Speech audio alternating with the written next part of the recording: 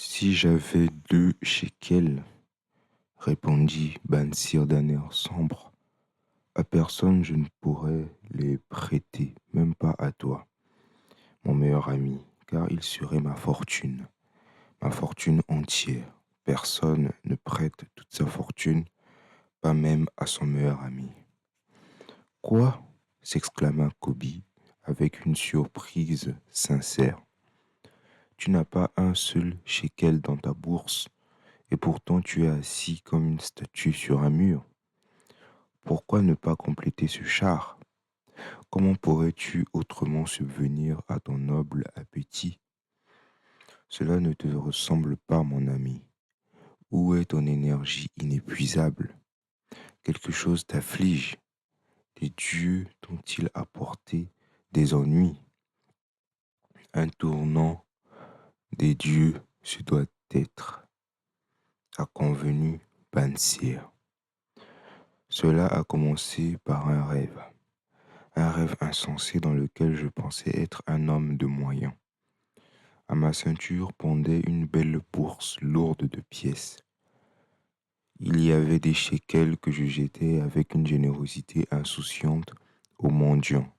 Il y avait des pièces d'argent avec lesquelles j'achetais des parures pour ma femme et tout ce que je désirais pour moi-même. Il y avait des pièces d'or qui me laissaient me sentir rassuré de l'avenir et je ne craignais pas de dépenser l'argent. Un glorieux sentiment de contentement m'habitait. Tu ne m'aurais pas connu pour ton meilleur ami travailleur.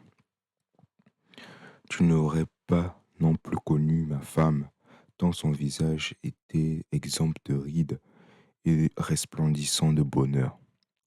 Elle était à nouveau la jeune fille souriante de nos premiers jours de mariage. Un rêve agréable, en effet, commente Kobi. Mais pourquoi des sentiments aussi agréables que ceux qu'il y a suscités devraient-ils te transformer en une statue morne sur le mur? Pourquoi? En effet, parce que lorsque je me suis réveillé et je me suis souvenu à quel point ma bourse était vide, un sentiment de rébellion m'a envahi. Parlons-en ensemble, car comme le disent les marins, nous sommes dans le même bateau, nous deux. Jeunes, nous allions ensemble chez les prêtres pour apprendre la sagesse. En tant que jeune homme, nous avons partagé les plaisirs de l'autre. En tant qu'homme adulte, nous avons toujours été des amis proches. Nous avons été des sujets satisfaits de notre espèce. Nous avons été satisfaits de travailler de longues heures et de dépenser nos gains librement. Nous avons gagné beaucoup d'argent au cours des années qui ont passé. Mais pour connaître les joies qui découlent de la richesse, nous devons en rêver. Bah, sommes-nous plus que des moutons muets? Nous vivons dans la ville la plus riche du monde. Les voyageurs disent qu'aucune ne l'égale en richesse. Autour de nous, il y a beaucoup d'étalages de richesse, mais nous-mêmes n'en avons rien.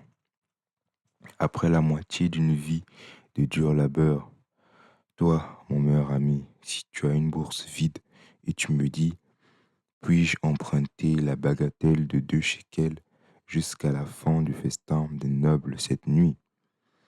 Alors que dois-je répondre? Est-ce que je dis, voilà ma bourse, je partagerai volontiers son contenu?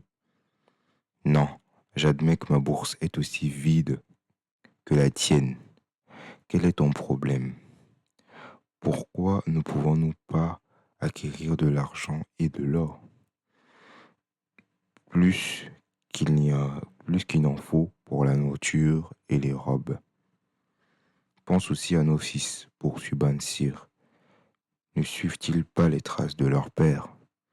Doivent-ils, eux et leurs familles, leurs fils et les familles de leurs fils, vivre toute leur vie au milieu de telles trésoreries d'or et pourtant, comme nous, se contenter de banquets de lait, de chèvres, aigres et bouillis?